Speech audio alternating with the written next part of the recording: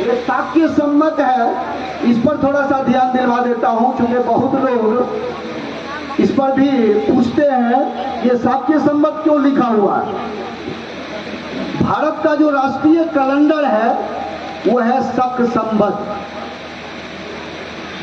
राजा कनिष्क था, उसने शक संवत चलाया।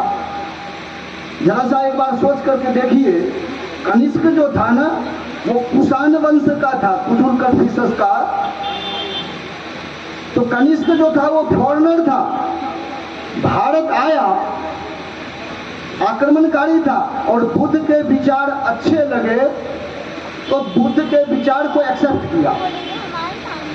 और बुद्ध का विचार एक्सेप्ट किया तो वो तो शाक्य था ही नहीं ना, लेकिन शक संवत चलाया तो शक संवत नहीं है, वो है शाक्य संवत। क्योंकि बुद्ध से पहले भी तो शाक्य थे ना, ऐसा तो है नहीं कि बुद्ध से पहले शाक्य नहीं थे। कनिष्क से पहले शाक्य थे, इसलिए कनिष्क जो था ना वो कुषाण वंश का था, शाक्य नहीं था। उस परंपरा को कनिष्क ने आगे बढ़ाया। अब मैं कुछ वर्ल्ड में बुद्ध के विचार जिन लोगों ने माने, मैं उस पर ध्यान दिलवा देता हूं। ईसा मसीह तिब्बत में 18 साल तक बौद्ध भिक्षु थे, और यह जो प्रमाण है बीबीसी की डॉक्यूमेंट्री है, उसमें आप गूगल पर पूछिएगा Isa Masih Buddhist monk BBC documentary.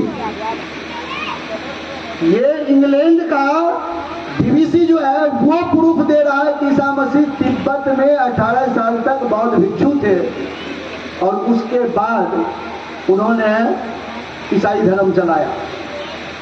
अब आप एक बात जरा सा सोचिए, ईसा मसीह भी यदि बुद्ध का चेला हुए तो पूरे दुनिया में सर्वाधिक अनुयायी किसका हुआ? बुद्ध का हुआ ना। अब कुछ और लोगों का नाम बता देता हूं। चंगेज खां मंगोल के थे। चंगेज खां समझ करके आप समझते होंगे, चंगेज खां बुद्ध के विचार को मानते थे, मंगोल के राजा थे। कुबलाई खान वो बुद्ध के विचार को मानते थे। और बहुत परंपराएं जो बुद्ध की परंपरा है, चुपके से सभी धर्म के लोगों ने पूरे दुनिया में अपनाया। जब बुद्ध का महापरिनिर्वाण हुआ, उनके राख को स्तूप के रूप में संरक्षित किया गया। ये संरक्षण की जो परंपरा है, जो कह रहे हैं ये गोल गुंबद नुमा 8 जगह रखा गया और 84,000 स्तूप सम्राट अशोक ने बनवाए। ये संरक्षित करने की परंपरा दूसरे धर्मों में भी चला गया। मिस्र में पिरामिड स्तूप को इंद्र वर्मन एक राजा थे, उन्होंने अपने शिलालेख में थूबूत लिखवाया। थूबूत,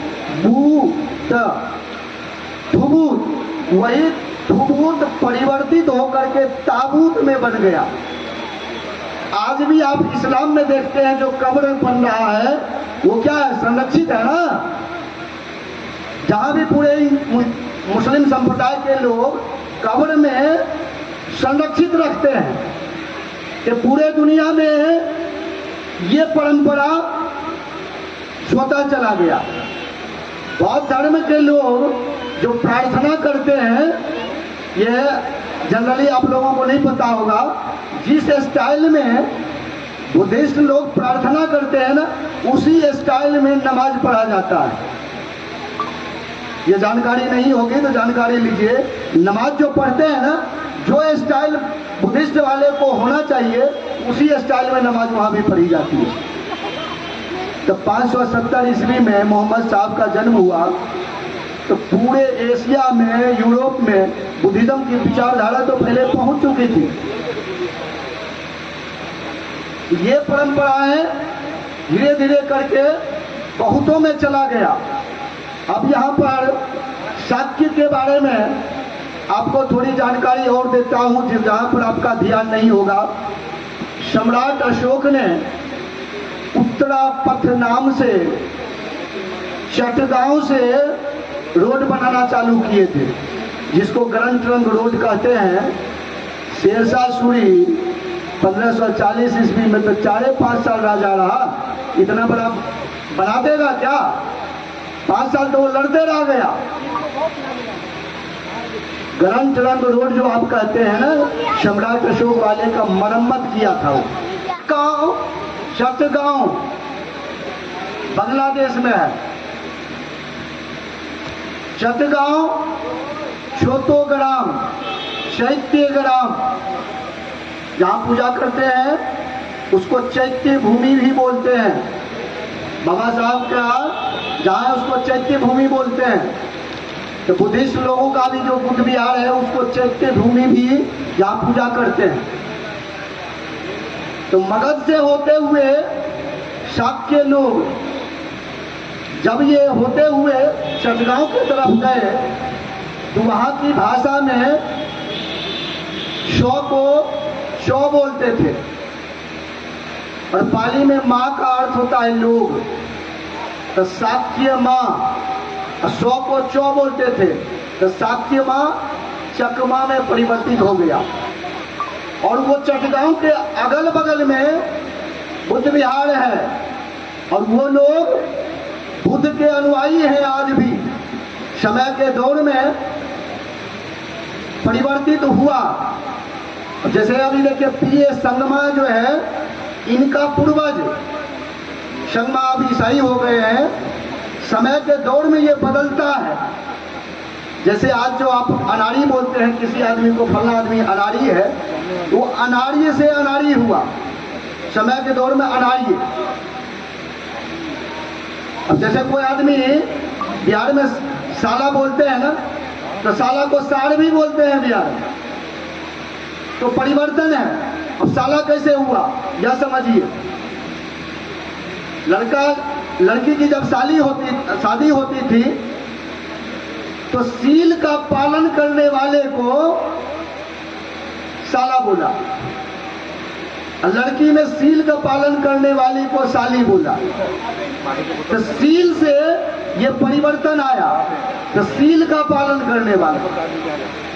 ये परिवर्तन जो है चटगांव यहाँ से वहाँ तक रखाइन का क्षेत्र पड़ता है, और वो उस क्षेत्र में भी लोग हैं।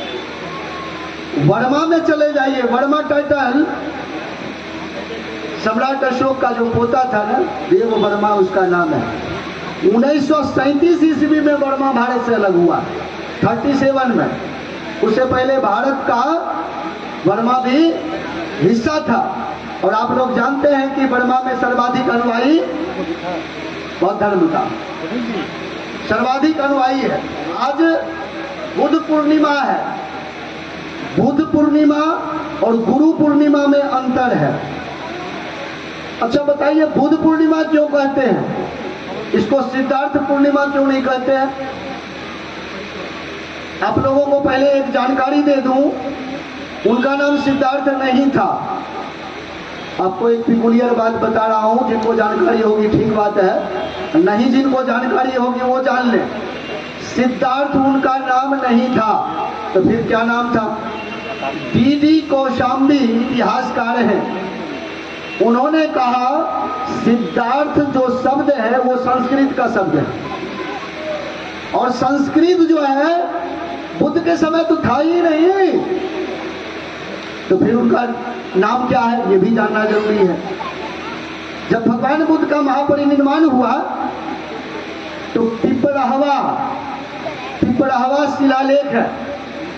उस पिपराहवा शिलालेख पर बुद्ध के भाई बहन और उनके जो रिश्तेदार हैं, उन्होंने उस शिलालेख पर क्या लिखवाया है वो मैं पढ़ करके सुना देता हूँ। सुकीति भतिनंग सौ भगिनिकन सौ पुत दलन इयंग सलील निधाने बुधस भगवते सकियन। उस शिलालेख में उनका नाम सुकीति है। सुकीति के भाई बहनों ने उनके सम्मान में वहां पर स्तूप बनाया। कहाँ? पिपरावा में। और पिपरावा में आज भी उस पर लिखा हुआ है, आज भी लिखा हुआ है। तो आपको इंपॉर्टेंट बात समझने वाली बात है, फिर ये चेंज जानबूझ करके करता है। चेंज जैसे बुद्ध का मतलब होता है दुनिया का सर्वाधिक व्यक्ति, जैसे सुकीति जो है वह नाउन है, अब बुद्ध जो है वो एडजेक्टिव है। बुद्ध एक क्वालिटी है, बुद्ध एक व्यक्ति नहीं है। बुद्ध कई व्यक्ति हो सकता है। और यह भी जानकारी आप लेना चाहेंगे, तथागत बुद्ध से पहले भी बुद्ध हुए हैं। इसलिए तथागत बुद्ध को जब ज्ञान मिला था, ये च बुद्धा अतीता च ये च बुद्धा अनागता पच्चुपन्ना च ये बुद्धा अहं वंदामि सर्वदा। पास्ट में जो बुद्ध हुए थे, अब प्रेजेंट में जो बुद्ध हैं, अब फ्यूचर में जो बुद्ध होंगे, मैं उन सबों की वंदना करता हूं। इस पढ़े से भी क्या लग रहा है कि पास्ट में भी बुद्ध हुए। अब आ जाइए ऐतिहासिक साक्ष्य में। सम्राट अशोक ने निगलिवा गांव में निगलिवा सार अभिलेख में कनक मुनि बुद्ध के स्तूप की लंबाई बढ़ाए थे। इसका मतलब क्या हुआ? कनक मुनि बुद्ध भी तथागत बुद्ध से पहले थे। फाहियान जब इंडिया में आया तो कौशाम्बी के नजदीक में करकुछंद बुद्ध और कश्यप बुद्ध के स्तूप को देखा था, जो उसने अपनी डायरी में मेंटेन किया। इसका मतलब तथागत बुद्ध से भी पहले बुद्ध हुए। तो कई लोग कहता है 28 बुद्ध की जो आप चर्चा करते हैं, कहीं यह विश्वास करने वाली बात है कि उस सिख परंपरा में 10 सिख गुरु का चर्चा नहीं है क्या? जैन धर्म में 24 तीर्थंकर की चर्चा नहीं है क्या? बहुत लोगों को मैं बोल देता हूं ना कि बुद्ध को पीपल के नीचे ज्ञान मिला। तो जो काउंटर करने वाले लोग हैं ना, पता क्या बात करते हैं, पीपल के नजदीक, पीपल के पेड़ के नीचे कहीं ज्ञान मिला है? क्यों भाई? पीपल के नीचे में बुद्ध को ज्ञान नहीं मिल सकता है, लेकिन न्यूटन को सेब के पेड़ के नीचे ज्ञान मिलेगा। न्यूटन वाला बात सही है, बुद्ध वाला बात गलत। तो यह समझना आपको जरूरी है। काउंटर करने वाले लोग जानबूझ करके, अब देखिए बुद्ध का मतलब सर्वाधिक विद्वान व्यक्ति। अब बुद्ध से प्रचारित किया बुद्धू है क्या? बुद्ध से प्रचारित किया बुद्धू है क्या? देखिए बुद्ध मतलब विद्वान व्यक्ति या बुद्धू का मतलब बेवकूफ है क्या? ये प्रचारित कर रहा है। तो बुद्ध के बारे में जानने के लिए विद्वान जो भी लोग हैं, उनको इस पर ध्यान देने की जरूरत है। तथागत बुद्ध ने का जो थॉट है, अब समझिए दुनिया के जितने भी थिंकर हैं, कोई कहते हैं कि आप मेरी शरण में आ जाओ, कोई कहता है आप भगवान की शरण में जाओ, कोई कहता है अमुक धार्मिक स्थल पर जाओ, कोई कहता है अमुक धार्मिक स्थल पर जाओ। तथागत बुद्ध ने कहा किसी के भी शरण में जाने की जरूरत नहीं है। उन्होंने क्या कहा? अत दीपो भव, अपना दीपक स्वयं बनो, यानी मेरे शरण में भी आने की जरूरत नहीं है। पूरे दुनिया में एक लौता ऐसे थिंकर है बुद्ध, जिन्होंने अपनी शरण में भी किसी को नहीं बुलाया। और बुद्ध कहते थे अपने जो अनुयायी हैं, अपने अनुयायी को बुद्ध का मित्र कह करके बुलाते थे। मित्र क्यों? इसलिए मित्र कह करके बुलाते थे, दुनिया में सबसे ज्यादा नजदीकी संबंध किसी का होता है ना, तो मित्र का संबंध होता है। जिससे आप सभी तरह की बातचीत कर सकते हैं। माँ बाप से आप सभी तरह की बातचीत नहीं कर सकते हैं, पति पत्नी भी सभी तरह की बातचीत नहीं करते हैं, लेकिन मित्र से सभी तरह से बातचीत करते हैं। तो मित्र इसलिए कहते थे ताकि हमसे कोई भी व्यक्ति दिल खोल करके बात कर सके। वो कहते थे कि मैं मार्गदाता हूँ, मोक्ष दाता नहीं हूँ, मैं तुम्हें मार्ग बताऊंगा, चलना तुम्हें।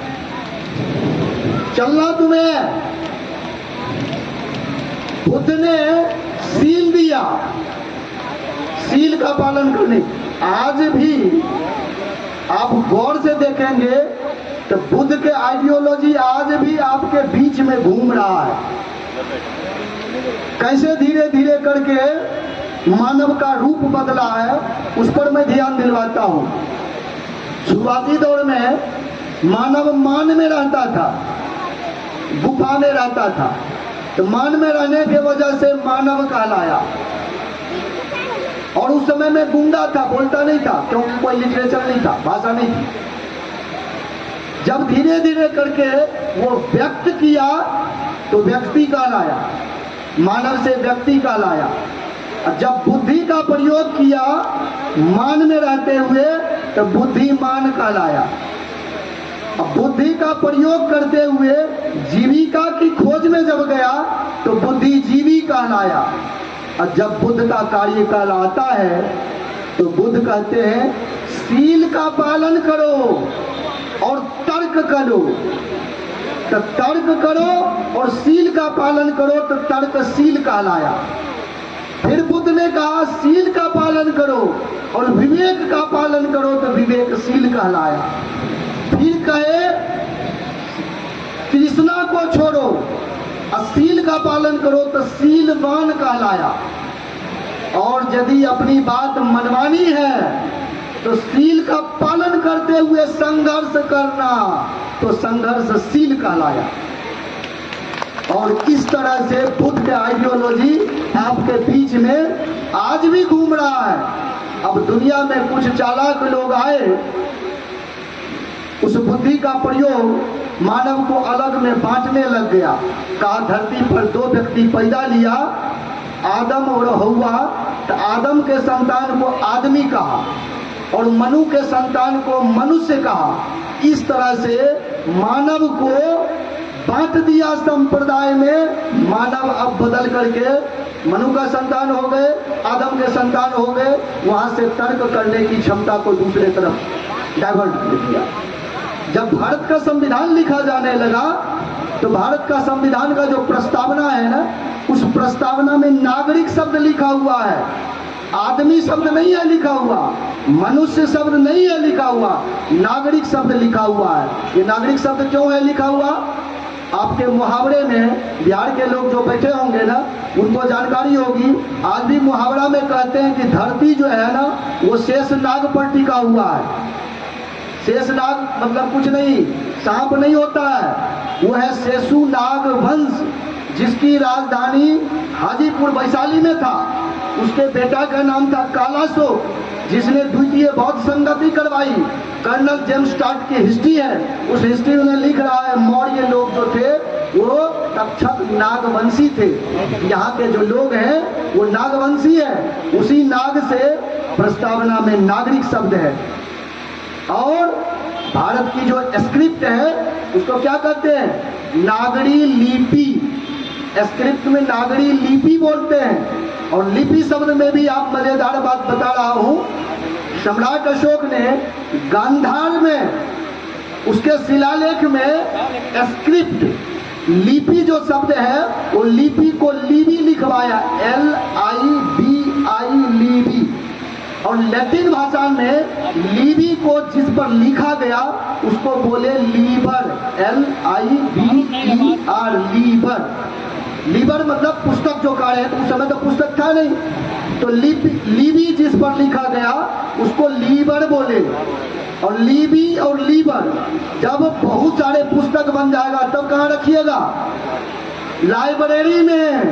लीबी, लीबर और लाइब्रेरी, यानी पूरे दुनिया को लाइब्रेरी देने वाला सम्राट अशोक है जो पूरे दुनिया को लाइब्रेरी दिया। और आप समझ रहे हैं कि लाइब्रेरी अंग्रेज ने दिया। पुलिस शब्द जो है वो सम्राट अशोक का दिया हुआ पुलिस शब्द है। आप लोग समझते होंगे ये पुलिस शब्द भी अंग्रेजों का दिया हुआ है, नहीं, ये आपका दिया हुआ है। अंक जो है 1 2 3 4 5 जो गिनती करते हैं, ये पूरे दुनिया में जो गिनती गया है, अरब के जो डिक्शनरी में लिखा हुआ है 1 2 3 4, वो लिखा हुआ अरेबिक। और अरब से जब ब्रिटेन गया तो ब्रिटेन के डिक्शनरी में लिखा हुआ है, उसके ये अरब के डिक्शनरी में लिखा हुआ हिंद सा, यानी हिंद देश से लिया। और ब्रिटेन के डिक्शनरी में अरेबिक, तो उसके यानी ब्रिटेन कह रहा है हम अरब वालों से लिए, और अरब क्या कह रहा है हम हिंद देश से लिए। अब हिंद शब्द कहेंगे कि कहां से आया? सम्राट अशोक के बेटा का भी नाम था महिंद। महिंद्र नहीं है, द्रोह नहीं है, उसका नाम है महिंद। ये समझिए कि हिंद शब्द उस समय में भी था। 1 2 3, अब यहाँ 1 2 3 समझिए। रोमन अंक में x लिखते थे तो 10, 40 लिखते तो 4 बार x। अब 4 बार x लिखोगे तो जोड़ घटा गुना भाग होगा? नहीं होगा ना। तो पूरे दुनिया में व्यापार ठप था। जब भारत से ये गया तब औद्योगिक क्रांति आई। अब तब पूरे दुनिया में तरह तरह की क्रांति आई। 1688 ईस्वी में औद्योगिक क्रांति आई। और पहली बार यूरोप में बेकन नामक फिलोसोफर था जिसने कहा दुनिया में कोई भी कार्य जो होता है वो बिना कारण के कार्य नहीं होता है। बिना कारण के कार्य नहीं होता है। 1600 ईस्वी में बेकन ने यूरोप में यह बात कहा। लेकिन यह बात तो बुद्ध ने बहुत पहले कह दिया। दुख है, दुख का कारण है, दुख का निवारण है और मुक्ति का मार्ग है। पूरा मेडिकल साइंस खड़ा हुआ बुद्ध के चट्टारी और ये सच पर, क्योंकि बीमारी है, बीमारी का कारण है तो निवारण है, और निवारण है तो मुक्ति का मार्ग है। पूरा मेडिकल साइंस खड़ा हुआ बुद्ध के आइडियोलॉजी पर। और इसीलिए आप समझिए आज भी साइंटिस्ट यदि किसी चीज की खोज करता है, आज भी साइंटिस्ट किसी चीज की खोज करता है ना, तो क्या बोलते हैं? रिसर्च बोलते हैं। एक बार जरा सा सोच करके देखिए, जब आज का साइंटिस्ट रिसर्च बोलता है तो सर्च किसने किया? तथागत बुद्ध ने सर्च किया और उसी को साइंटिस्ट रिसर्च करता है। लेकिन बुद्ध का बेटा पोता को पता नहीं है कि हमारा दादा ने पूरे दुनिया को क्या दिया। न्यूटन ने तीसरा नियम दिया, क्या? प्रत्येक क्रिया के बराबर और विपरीत प्रतिक्रिया होती है। यह न्यूटन ने दिया। और यह बात तथागत बुद्ध ने उंगली माल को उपदेश देते वक्त कहा। क्या कहा? जब वो जंगल में जा रहे थे, उंगली माल का सामना होता है। उंगली माल ने बुद्ध से कहा, बुद्ध डर नहीं लगता है हमसे? बुद्ध ने उंगली माल को कहा, उंगली माल तुम भयभीत हो। उंगली माल उस पर हंसा, कहा मैं और भयभीत? कहा तुम भयभीत? कहा कैसे? कहा जो तुम भय दूसरे को दिखाते हो ना, वही भय लौट करके तुम्हारे पास आता है। न्यूटन गति का तीसरा नियम नहीं हुआ? प्रत्येक क्रिया के बराबर और विपरीत प्रतिक्रिया होती है। बुद्ध ने कहा जो भय तुम दूसरे को दिखाते हो वही भय लौट करके तेरे पास आता है। कटार हाथ में क्यों रखा है? तू डरा हुआ है इसलिए ना। मैं तो खाली हाथ आया हूं तेरे पास भी। अरे तेरे पास तो मैं खाली हाथ हूं, तेरे हाथ में कटार है इसलिए कि तुमको डर लगता है, इसलिए कटार रखे हुए है कि हमको कहीं कोई मार न दे। कोई आदमी हथियार क्यों रखता है? दूसरे को डराने के लिए, नहीं तो खुद डरा हुआ है। और बुद्ध के हाथ में हथियार नहीं है, यानी बुद्ध को भय ही नहीं है। यह समझिए कि बुद्ध पूरे दुनिया के ऐसे व्यक्ति थे जिन्होंने अपने बेटा को भी सन्यासी बना दिया। जब घर गए थे तो पत्नी ने बेटा को कहा कि बेटा से को अपने पिताजी से उत्तराधिकार मांग। तो बुद्ध ने हाथ में क्या दे दिया? भिक्षा पात्र। बुद्ध ने कहा मेरे पास जो है वही ना मैं दूंगा, मैं तो राजा का तो हूं नहीं, मेरे पास ये भिक्षा पात्र है, ले ले भिक्षा पात्र। यानी बुद्ध का बेटा भी। अब दूसरा राजा सम्राट अशोक पूरे दुनिया में एकलौता ऐसे राजा हैं जिन्होंने अपने बेटी और बेटा दोनों को भिक्षु बना दिया और कहा दोनों घर से निकलो और पूरे दुनिया में धम्म का संदेश भेजो। आज भी कोई एमएलए है अपने बेटा को बना दे? अरे कोई एमएलए एमपी है तो बना दे? नहीं बना सकता है ना। लेकिन सम्राट अशोक और बुद्ध ने बनाया।